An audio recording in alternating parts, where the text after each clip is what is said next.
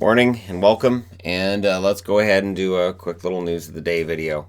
For people who were telling me yesterday, you know what, the World Juniors, you can just don't worry about it. Don't worry about it. We'll discuss it. Now, Comrie has cleared waivers and been sent to the American League, so that's good news. Comrie today not claimed by anybody. He can go to the American League, play for the Moose. It's probably where he ends up playing the rest of the season. This adventure of his appears to be over for now. People were worried about Lafreniere yesterday. Worried that maybe it might be a long-term injury. Apparently, he's not being ruled out to play in the rest of the tournament. That being said, his status for upcoming games is unknown. It is a left knee injury. MRI came back. He was fine. So as ugly as it may have looked, apparently he's okay. So that's good news if you're a Team Canada fan. The Lafreniere is going to be just fine. Montreal, this is an interesting stat. Montreal Gazette posted 14 goals they've allowed in the final minute of a period. I don't know the stats on how many goals in the last minute or first period teams have scored versus given up, but that does seem to be a lot. We're not even halfway through the season yet for Montreal, and there's already 14 occasions where that's happened. And again, when you see something that's a pattern like that, your first instinct is it coaching? And that's, are they coaching something? Is there something that's causing the team to lack intensity in that last minute where they give up a chance that they wouldn't have in the first 19? And it's something that Claude Julien and his team need to figure out. AHL news, kind of, sort of. Although if you're an Islanders fan, you may be interested to know. Kiefer Bellows has 12 goals in the last 13 games he's played in the AHL. And Josh Ho-Sang has 3 points in 3 games in the AHL since he returned as well. So Ho-Sang's doing his best to increase his trade value, and Kiefer Bellows is doing his best to get a call up from the Islanders. I would think with 12 goals in 13 games, that'll get Lou Lamoriello's attention, and if that can translate to the National Hockey League, not just the American League, Bellows may very well get some games this year. So that's an interesting one. Now, news that came out after my last video yesterday went live. Last news video is that Jake Muzzin's week to week with a broken foot. It's not great. Jake Muzzin is the physical defenseman for the Leafs. He's the one that seems to play most of the defense, and he's kind of a key guy back there. So if Muzzin's out week to week, that's going to be a problem. And we'll see how long he's out, but that's going to cause Toronto problems. It may be part of the reason why they allowed 5 last night against the New York Rangers. You lose a guy like that, it is going to affect your numbers.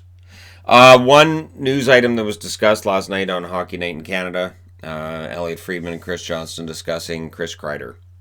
And the question becomes, are the Rangers looking to move him, or are they thinking that they're still in a playoff race?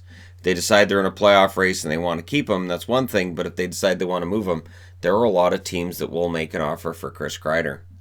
So Kreider's going to be that next big name. If you're Jeff Gorton and you look at what New Jersey just got for Taylor Hall, it has to be tempting on some level. Because even if you look at the Rangers and you say, well, they can probably make a run and maybe get into a wild card spot, is that the best for their long-term development? Or would the best move for their long-term development be to move on from Kreider and see what you can get? So it's going to be interesting to see what happens with the Rangers. There are a few guys who are up for contract renewal that the Rangers might say, either it's too rich for our blood or they don't fit into our vision for the future of this team. So we'll see what ends up happening there. Yesterday was World Juniors. We had 4 games. We got 2 today. I'm not going to get into spoilers again. Like I said yesterday, there are people I know who record the World Juniors and wait to watch them later and they avoid spoilers. So I'm not going to spoil it for anybody. Yesterday's, because I figured 24 hours ago you've probably already watched it, Finland beat Slovakia 8-1.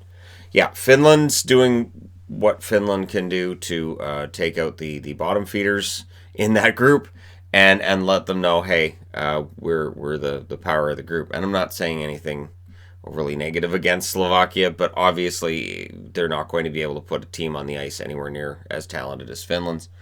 The Germans knocked off the Czechs 4-3. So the Germans, can't rule them out as potentially getting into the medal round and making it difficult for everybody. So the Germans with that win there. Sweden beats the Swiss 5-2.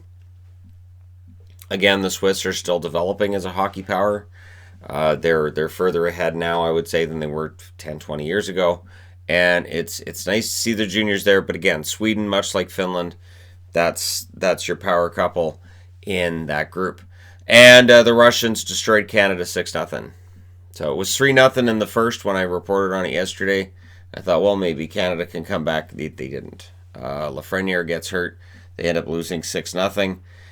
It's a big come down considering they had just beaten the Americans 6-4. But it's juniors, so we'll see if these kids bounce back. And it shows that this group is going to be very hotly contested, probably right down until the last game.